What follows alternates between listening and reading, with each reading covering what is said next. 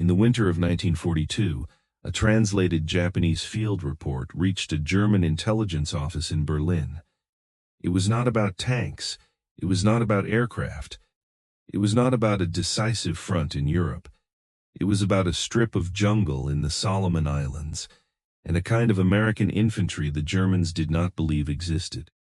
The report described Marines moving at night, not holding, not waiting, not behaving like inexperienced troops at the far end of a supply line. Moving. A German analyst read the translation, stopped at one sentence, and marked it in pencil. The sentence claimed that the Americans were entering the jungle after dark, finding Japanese positions without warning, and leaving men dead before the sentries could fire. His note in the margin was not dramatic, it was worse. Does not fit known American behavior. That was the beginning of the problem. Because German officers had a category for almost every army they faced. The British were disciplined, the Soviets were relentless, the Australians were aggressive, the Americans were rich, mechanized, and inexperienced. But the United States Marines kept arriving in reports that did not fit the category, and when an army does not fit the category, every calculation made against it begins to fail. This is not the story of the Marines as Americans told it after the war. Not the monuments, not the recruiting posters, not the photographs that turned battlefield moments into national symbols. This is the story as it appeared from the other side, from Japanese officers who expected fear and found something else, from German analysts who thought American infantry would break under pressure, then watched the same pattern repeat from Guadalcanal to Tarawa to Iwo Jima, from enemy paperwork that tried, again and again, to explain why these men kept advancing when the normal human response was to stop. The Axis had prepared for American industry. It had prepared for American ships. It had prepared for American firepower.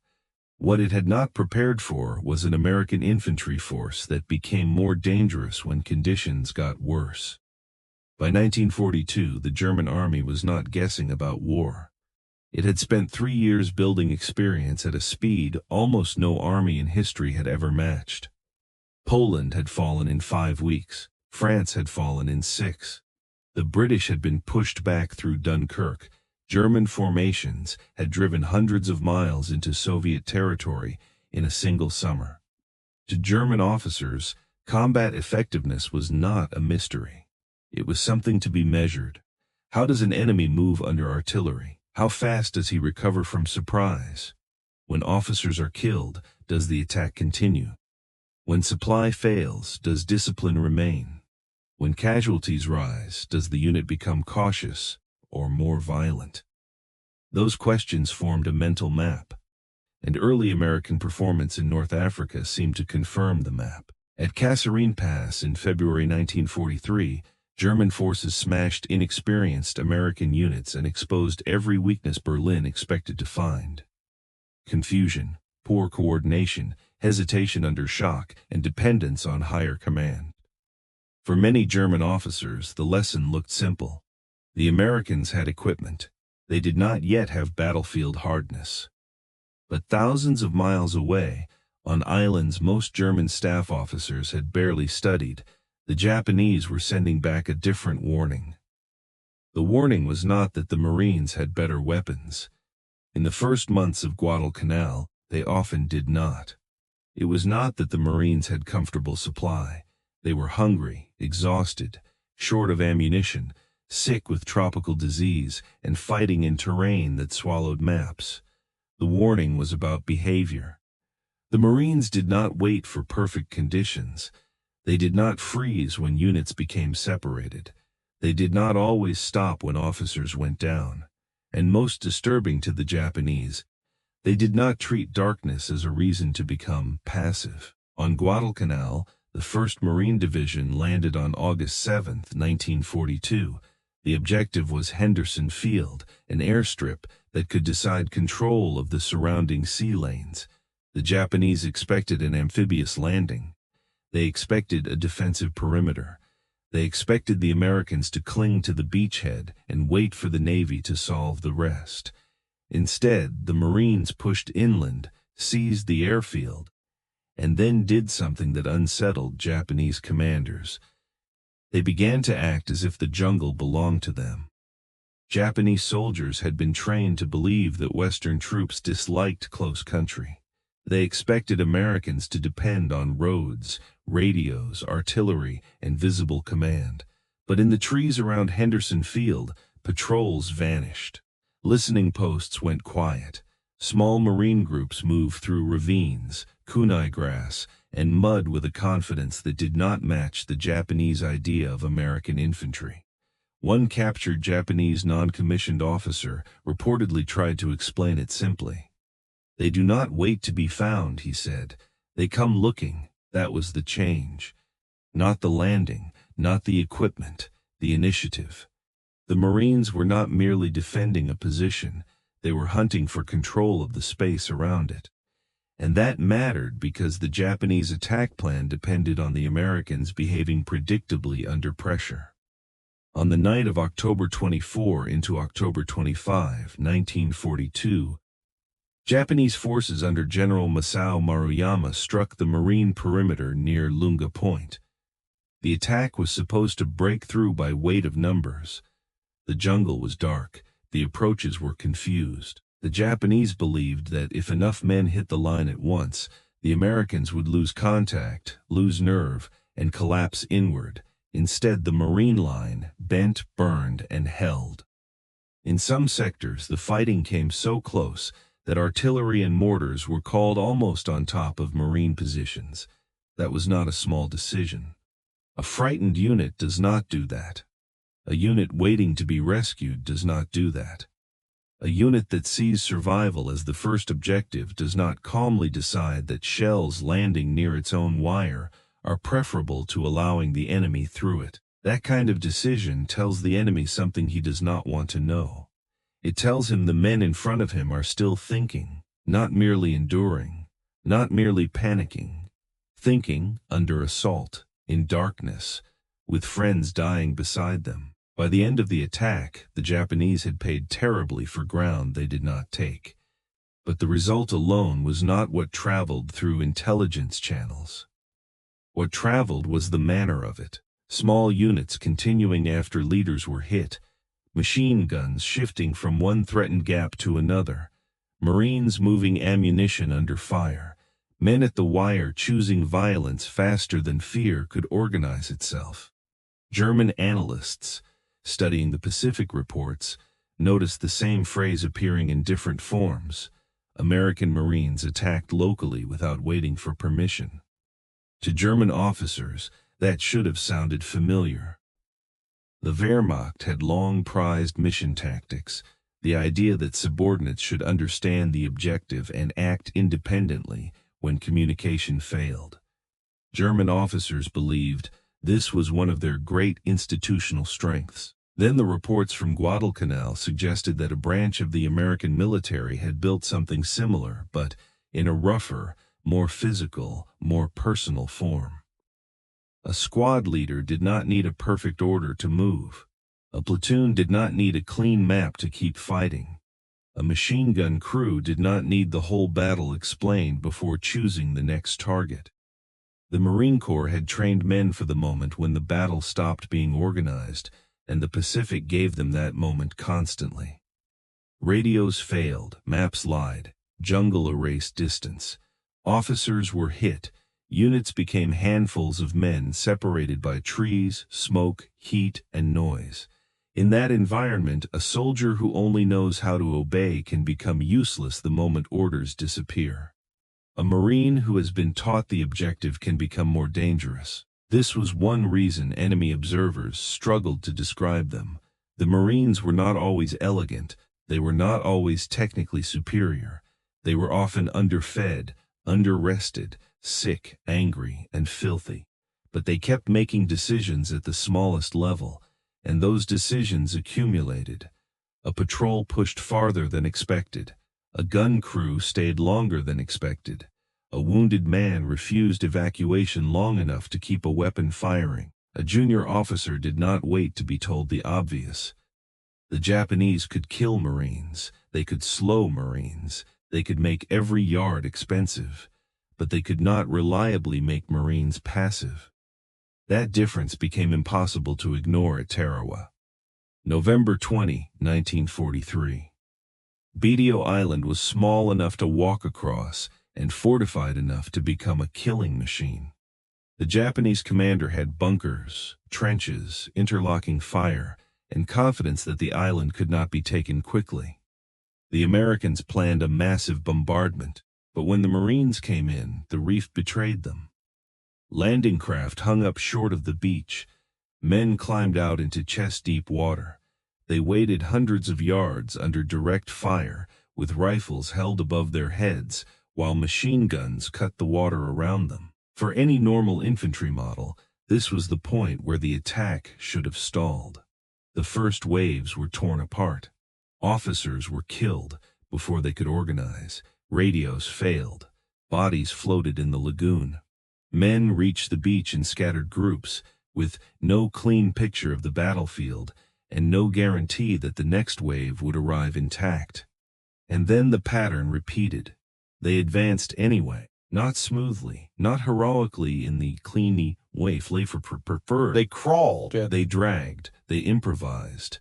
They used wrecked vehicles and dead ground and tiny folds of sand. They formed little islands of command, wherever a Marine still had a voice, and someone else could hear it. That is what shocked enemy observers. At Tarawa, the Marines were not winning because the plan had worked. They were winning after the plan had failed. This distinction matters. Many armies can execute a plan while the plan remains alive. Far fewer can continue to generate forward motion after the plan has been shredded in public, in daylight, in front of machine guns, with the ocean behind them and no illusion left. The Japanese had expected casualties to produce paralysis. Instead, casualties produced a brutal decentralization. A corporal took over, then a sergeant, then a private who knew where the fire was coming from and had 2 men willing to follow him. The attack became smaller, uglier, harder to stop. By the time Bedio fell after 76 hours, more than 1,000 Marines were dead, and over 2,000 were wounded. Of the Japanese garrison of roughly 4,600 men, only a handful survived. Those numbers were terrible for both sides. But to analysts, the question was not simply who won. The question was why an assault that should have collapsed inside its first hours kept regenerating itself from fragments. That was the Marine problem. You could destroy the shape of the attack, but the attack did not always need its original shape to continue. By 1944, the Germans were collecting more of these reports, not because the Pacific was their main war, but because any serious military staff studies anomalies, and the Marines had become an anomaly. German assessments of ordinary American forces were mixed. They respected American artillery. They feared American logistics. They understood that American production could bury a battlefield in steel, but the Marine Corps was described differently. Not as the best equipped, not as the most sophisticated, as something more psychologically inconvenient, unpredictable at the point of contact. The phrase matters. An army can plan against strength. It can plan against numbers. It can plan against artillery, armor, aircraft, supply, and doctrine. It is much harder to plan against men who choose attack at the exact moment your model predicts caution.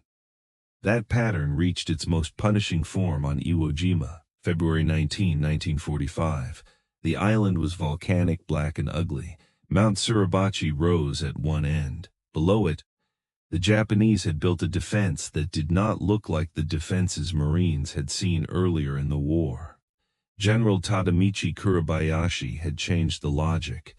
He did not intend to stop the landing at the waterline. He intended to pull the Marines into a connected system of caves, tunnels, concrete positions, and hidden guns. The island itself became the weapon. The Marines came ashore into ash that swallowed boots and wheels. Vehicles bogged down, Shell holes collapsed, the ground offered little cover. The enemy was often invisible until a weapon opened from a place that had looked dead seconds before. This was not a fight for a beach. It was a fight against geography that had been taught to shoot. Kuribayashi understood something about America. He had spent time there. He knew the United States had industrial depth Japan could not match. So his strategy was not victory in the ordinary sense. It was cost. Make the price so high that American will recoil from the next island, the next landing, the next ocean of blood. That logic was not foolish.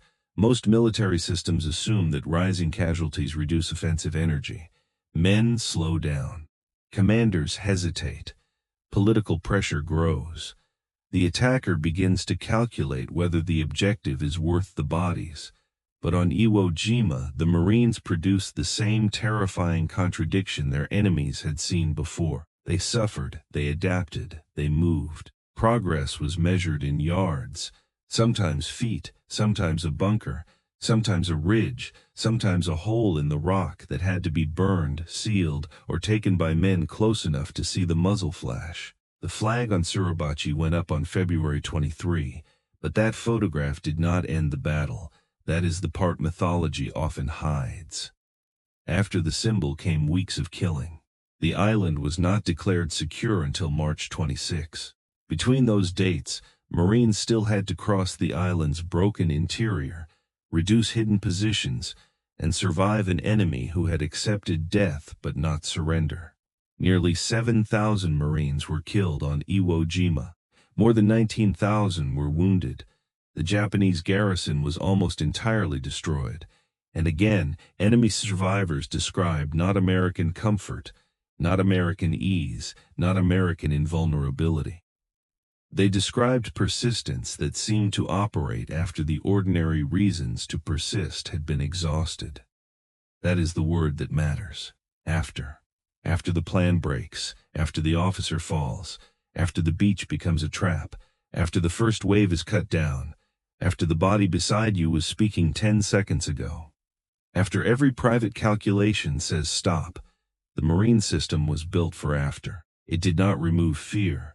It did not make men careless about death.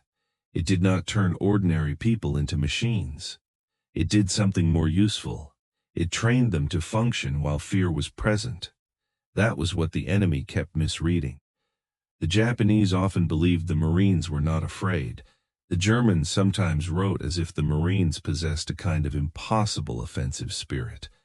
But that was not quite right. A man with no fear is rare. A man who can act while afraid can be trained, and the Marine Corps had spent the interwar years preparing for exactly the kind of war everyone else considered almost impossible. Amphibious assaults across the Pacific against fortified islands. That preparation shaped everything. The Corps was small enough to be selective, focused enough to be strange, old enough to have rituals, hard enough to make discomfort feel like an entrance requirement rather than an accident. Boot camp was not designed only to produce discipline. It was designed to make exhaustion familiar, to make shouting familiar, to make confusion familiar, to make men discover that the edge of their strength was not the end of them. That mattered because battle is full of false endings. The moment you think you cannot take one more step. The moment you think nobody knows where you are. The moment the order does not come. The moment the officer is gone. The moment every instinct says that survival is the only remaining task. Marine training tried to reach that moment first. Before the enemy did, not perfectly, not kindly, not romantically, deliberately. The result was not just toughness. Toughness can be passive. A man can endure punishment and still remain pinned in place.